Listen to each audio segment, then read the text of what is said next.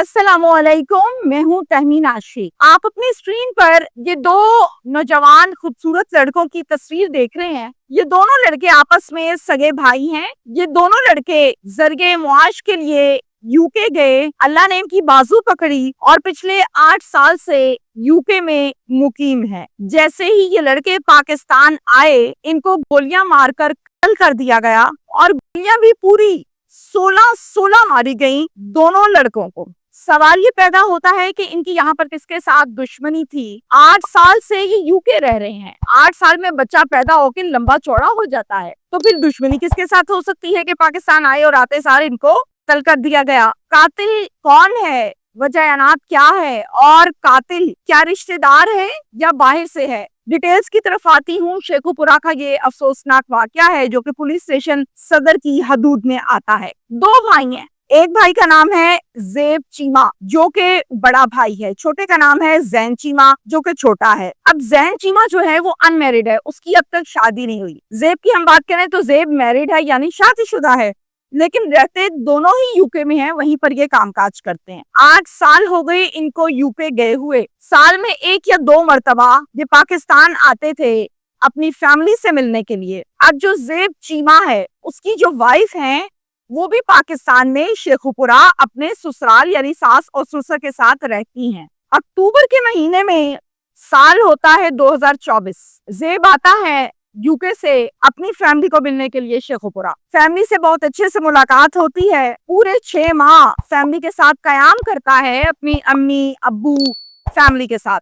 अब अक्टूबर के महीने में ज़ेब तो आ चुका है पेरेंट्स के पास और 6 माह से यहाँ पर है। अप्रैल के महीने में 19 अप्रैल को जैन भी आ जाता है पाकिस्तान यानी कि शेखुपुरा अपनी फैमिली के पास। अब ये दोनों भाई आ गए। दोनों भाइयों की मौजूदगी में और इन्हीं डेट्स में फैमिली का एक फंक्शन आ जाता है।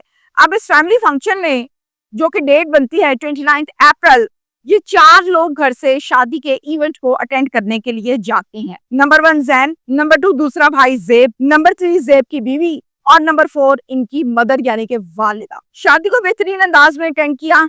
शादी खत्म हुई, अपनी गाड़ी में बैठे अपने घर वापस आने के लिए। रास्ते में फ्यूल खत्म हो गया, फ्यूल डलवाने पेट्रोल पंप पर गए, फ्यूल फिल करवाया और फिर वहां से गाड़ी दोबारा बाहर निकली। जैसे ही पेट्रोल पंप से बाहर निकले, 2 आदमी बाइक के ऊपर आए, इनके हाथ में बंदूकें थी। जैसे ही गाड़ी बाहर निकली, बंदूकों के साथ इन्होंने अंधाधुंध फायरिंग करनी शुरू कर दी। सबसे पहले गाड़ी चलाने वाला था ज़ेब जो कि ड्राइव कर रहा था। इसके साथ बैठा हुआ था जैन सगा भाई, वो भी आगे बैठा हुआ था, और दोनों खवातीन बैक सीट पर बैठी हुई थी। इतनी गोलियां चलाई कि गोलियों की आवाज की वजह से आसपास के लोग खौफजदा हो गए। पूरी 16 गोलियां मारी गई ज़ेब को और फिर जैन को 6 गोलियां मारी गई। ज़ाहिर इंसान है, एक गोली से भी मर जाता है, तो कहाँ 16 और कहाँ 6। इस हमले में अल्हम्दुलिल्लाह वालिदा को कोई गोली नहीं लगी, अल्हम्दुलिल्लाह ज़ेब की बीवी को कोई गोली ना लगी और वो बच गए, उनकी जान बच गई। जब ये गोलियां मारकर वहां से फरार हुए तो वालिदा ने जोर जोर से चीखें मारनी शुरू की, रोना धोना शुरू किया। गोलियों की आवाज से वैसे ही आसपास के लोग इकट्ठे हो चुके थे। तमाम लोग जब इकट्ठे हुए और देखा कि ये तो लहू लहान है दोनों, फौरन से 15 पर कॉल की गई और पुलिस स्टेशन सदर जो कि शेखुपुरा का थाना है, इसकी नफरी मौके पर पहुंची। हॉस्पिटल इन दोनों को शिफ्ट किया गया। अब यहाँ पर गौरतलब बात यह है कि जैन जो है जिसको 6 गोलियां लगी थी, ये अभी कुछ होश में था। इसकी उखड़ी उखड़ी सांसें चल रही थी। ज़ेब की बात करें तो ज़ेब इंतकाल कर चुका था। इन दोनों को हॉस्पिटल लेकर गए। ज़ेब के पोस्टमार्टम के लिए उसकी लाश को शिफ्ट किया और जैन के ट्रीटमेंट के लिए। जब जैन हॉस्पिटल पहुंचा और डॉक्टर्स ने चेक किया, एग्जामिन किया दोनों का, तो ये कहा बाहर आके कि दोनों फौत हो चुके हैं। पुलिस स्टेशन सदर में इन दोनों भाइयों के कत्ल का मुकदमा इनकी फैमिली की जानिब से दर्ज करवाया गया। पुलिस ने एसएचओ ने पूछा फैमिली से, खसूसी तौर पर वालिदा से, चूंकि वालिदा साथ भी थी, कि आप लोगों की किसी के साथ कोई दुश्मनी है। वालिदा ने कहा कि नहीं, हमारी तो किसी के साथ कोई दुश्मनी नहीं है। मेरे बेटे पिछले 8 साल से यूके में मुकीम है, वो तो यहाँ रहते ही नहीं है। यार रहेंगे तो किसी के साथ उनकी कोई बातचीत हो, कोई मसला मसाइल हो, ऐसी बात दूर दूर तक नहीं है। फिर एसएचओ ने पूछा कि आपका कोई प्रॉपर्टी का मसला है, कोई विरासती जायदाद ऐसी है, कोई घर ऐसा है जिस पर झगड़ा रहता हो। तो वालिदा ने कहा कि नहीं, ایسی تو کوئی بات نہیں ہے, ہمارا کوئی پراپرٹی کا لین دین نہیں ہے, کوئی وراثتی مسئلہ مسائل نہیں ہے, کوئی گھر کا مسئلہ مسائل نہیں ہے. پھر پولیس نے پوچھا کیا آپ کے 2 بیٹے ہیں زین اور زیب, ان دونوں کا کسی کے ساتھ لڑکی کے ساتھ کوئی گپ شپ, کوئی بات چیت, کوئی معاملہ تھا کہ کسی لڑکی نے یہ کام کروا دیا ہو, یا کسی کو رنجش ہو کہ مجھے چھوڑ دیا, یا کوئی رشتہ لینا چاہتا ہو؟ تو والدہ نے کہا کہ ایسی بھی کوئی بات نہیں ہے دور دور تک. اب یہاں پر پولیس نے کیا کیا, پولیس نے سی سی ٹی وی فوٹیج حاصل کی. اس کے ساتھ ساتھ پولیس نے شک کی بنیاد پر شامل تفتیش کرنے کے لیے کچھ لوگوں کو اپنی تحویل میں بھی لیا, ان سے پوچھ گچھ کی گئی, لیکن اس میں خاطر خواہ کسی قسم کی کوئی کامیابی حاصل نہ ہوئی اور پھر ان لوگوں کو چھوڑ دیا گیا. اس وقوع کو 2 ماہ گزر چکے ہیں, لیکن اب تک قاتل کا کوئی اتا پتہ نہیں لگ سکا. یہ کیس پینڈنگ کیسز کی لسٹ میں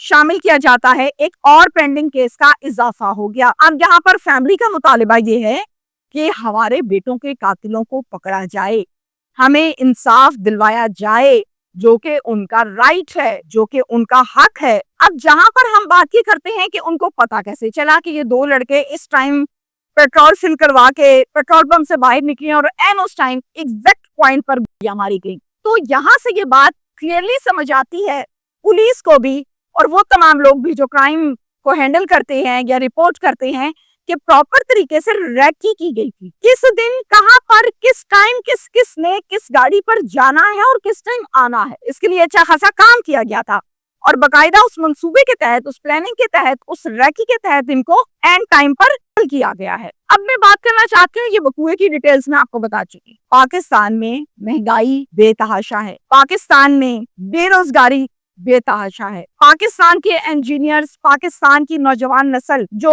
یونیورسٹیز میں اعلیٰ تعلیم حاصل کرنے کے بعد, ڈگری ہولڈر ہونے کے بعد فیملی پیسے لگاتی اور کہتی کہ پاکستان رہنے نہیں, پاکستان سے باہر چلے جاؤ, وہاں پہ زندگی پرسکون ہے, سیکیورٹی ہے, سب کچھ ہے. اچھا, جب فیملی باہر بھیج دیتی ہے, اب وہ باہر جا کے سیٹل ہوتے ہیں چونکہ ڈگری ہولڈر تو ہوتے ہیں, اور جب وہ سال بعد 6 ماہ بعد اپنی فیملیز کو ملنے کے لیے آتے ہیں تو پھر ان کو گولیاں مار کر قتل کر دیا جاتا ہے, تو یہاں کا امپیکٹ بہت برا پڑتا ہے. گجرات بھرا پڑا ہے ایسے کیسز سے جس میں کلیئرلی پتا لگتا ہے کہ باہر سے لوگ آئے, کیا چلے گئے, لڑکیاں باہر رہتی تھیں, پاکستان آئی, رشتہ دار رشتہ چاہتے تھے, رشتہ نہ دیا, گولیاں ماری, قتل کر دیا.